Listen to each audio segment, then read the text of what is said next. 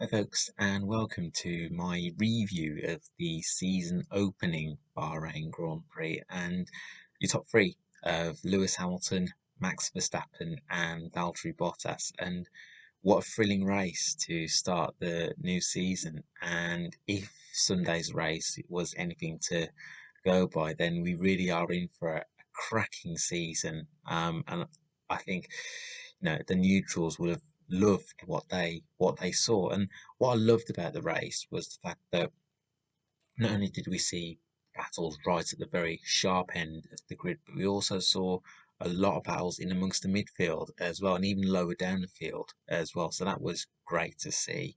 And like I say, if that is a sign of things to come, then we are going to be in for a memorable 2021 season. And I guess we have to start with um, a win for Lewis Hamilton, but not the most straightforward win, shall we say, for Lewis and Mercedes. So they're able to make use of the undercut first of all during the first part of the race, and then really during the latter part of the race, Lewis had to do a long final stint, but he was able to make it count. And his final stint, you have to say, was quite remarkable, really. He was able to hold off the challenge of Verstappen. Yes, Verstappen did get by Lewis, but he ended up exceeding track limits, which meant that Dutchman had to let Lewis go by. But only winning by I think it was zero point 0.7 seconds in the end.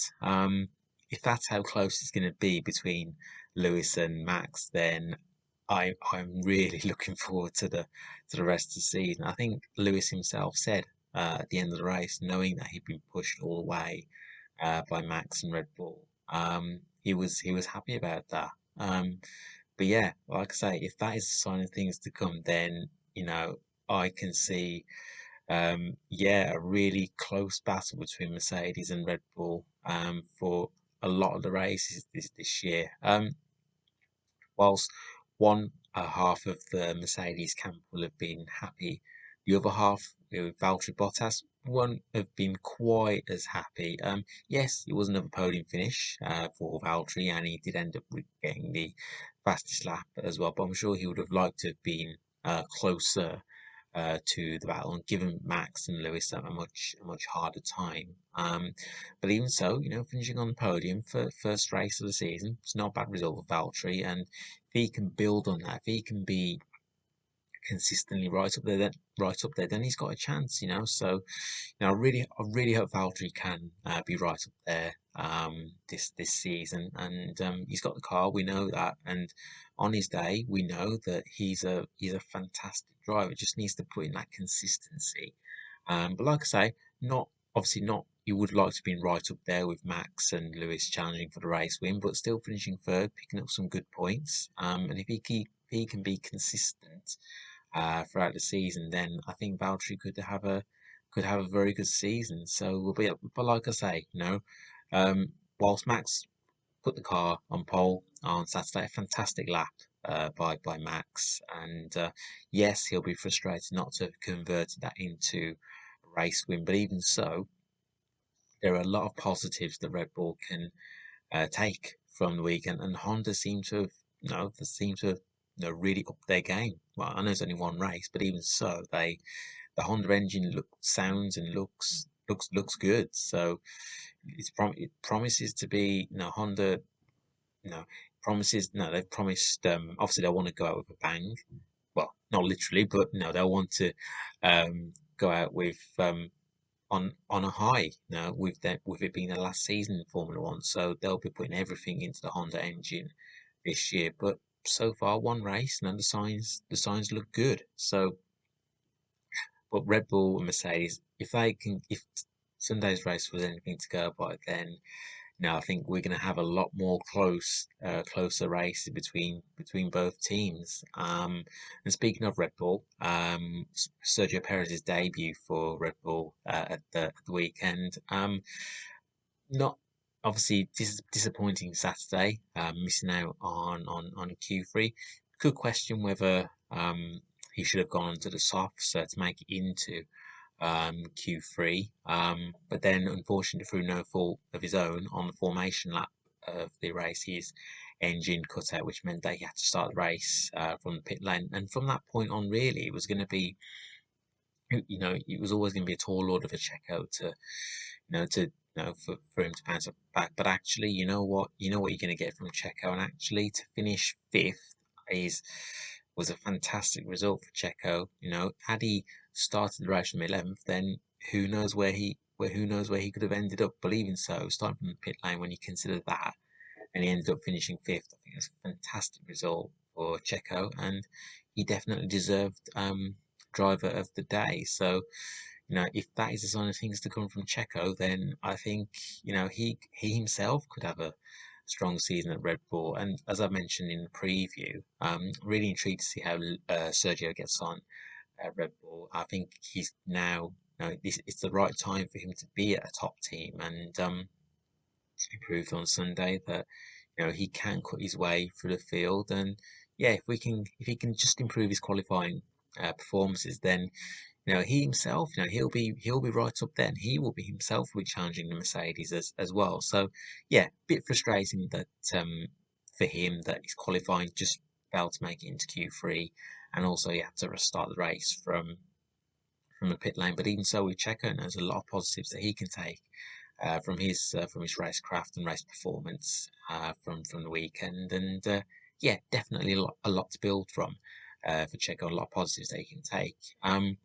But I guess you have to say one of the standout drives from the weekend was Lando Norris. Fantastic fourth place for McLaren. A solid weekend for the team, actually. Lando finishing in fourth, and Daniel Ricciardo finishing in seventh. I'm sure Daniel would like to have been closer to his teammate, but even so, still finishing fourth and seventh for McLaren was a good solid start to the week to the season, I should say, for the Woking-based team. And yeah, Lando wasn't quite able to be in contention for a podium place, but even so, finishing best of the rest behind the top three. Fantastic, mature drive from Lando as well. He did that on numerous occasions, particularly last season. But yeah, like I say, great drive from Lando, and McLaren, you just never know. I predicted before the start of the season that McLaren would win a race, and I still stand by that. Still a long way to go this year, but I think McLaren can take a lot of positives from their first weekend of 2021, and I would expect them on the odd occasion to be right up there with the likes of Red Bull and Mercedes. So yeah, really good start to the season for McLaren, and another standout performance from the weekend.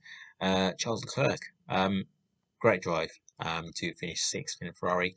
Look, Ferrari obviously want to be winning races, and obviously with Ferrari they will want to be at the sharp end of the grid. But even so, I think there are a lot of encouraging signs from the weekend that Ferrari can take. First of all, fantastic lap in qualifying to put the car in P4 for Charles, and wasn't quite able to maintain that pace in the race. But even so, he was definitely able to be in amongst that midfield battle, and showed decent pace as well. So yeah, really good performance from Charles in a Ferrari, and I think Ferrari definitely. Now, while sixth and eighth might not be where they want to be, it's when you consider what happened last season, sixth and eighth is not a bad start to the season for Ferrari. If they can build on that and results can improve even more, then Ferrari could be in for a decent season. I think they'll be wanting to at least be aiming to finish third in the constructors. I guess that is their aim for the season. Might not win races, but even so, they would want to at least be um, the best in the midfield. And if they can do that, then perhaps you'd class that as a good season, a good rebuilding season for Ferrari. And then obviously with the regulations coming in for next season with big changes, then who knows what Ferrari can achieve next year. But yeah, not a bad start at all for Ferrari this weekend, and Carlos Sainz as well made his debut for Ferrari this weekend. Again, not a bad job from Carlos as well. So coming home in eighth. So yeah, not a bad weekend at all for Ferrari. Not spectacular, but a solid um, weekend for Ferrari. Um, and speaking of solid, I should say, massive congratulations to Yuki Tsunoda. Made his debut for AlphaTauri at the weekend and finishing ninth. So two good points for him and AlphaTauri. Didn't quite work out for Pierre Gasly after a great performance in qualifying, and unfortunately things just didn't go quite right for Pierre in the race. But as for Yuki, yeah, really good racecraft shown by the youngster. Obviously he had a good duel with Fernando Alonso, as we saw during the race, and he definitely proved that he can cut it in Formula One. Yes, it's only one race, but even so, Yuki, I think, has shown that he merits his place in Formula One. And I remember, if I remember correctly, in Q1 on in qualifying, I think he set the second fastest time. So yeah, so there's a lot of promise for Yuki Tsunoda, and yeah, massive congratulations to him on finishing in the points on his debut, and yeah, also not quite the weekend that Aston Martin would have liked, but even so, a good point for Lance Stroll to kick off the season. Wasn't quite as uh, good a weekend for the team as and a difficult weekend for Sebastian Vettel as well.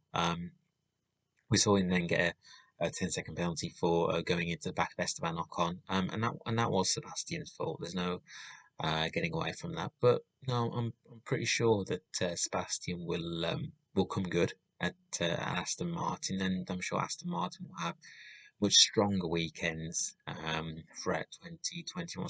So don't write them off yet. So it's not about how you start the season; it's where you end up at the end of the season. That's what matters. That's what counts. So yeah, not quite the strong weekend that Aston Martin would have liked, but even so, don't count them out.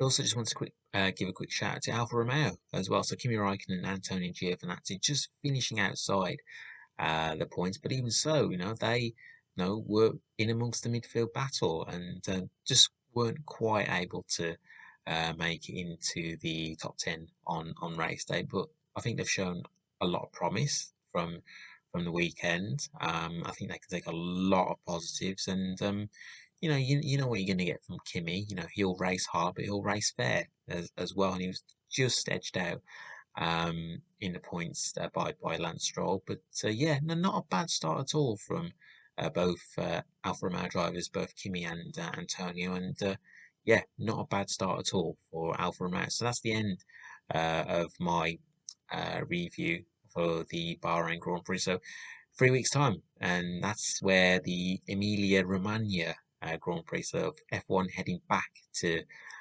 Imola for the next round of the 2021 championship. And as I mentioned at the start, if the season opening race at Bahrain is anything to go by, then we really are in for a cracking 2021 season. And more, I guess, more of the same, please. So anyway, if you want to leave your comments, and you can do so on my video on my YouTube channel. And yeah, I will catch up with you guys when I do my preview for the Emilia Romagna Grand Prix. Take care, everyone.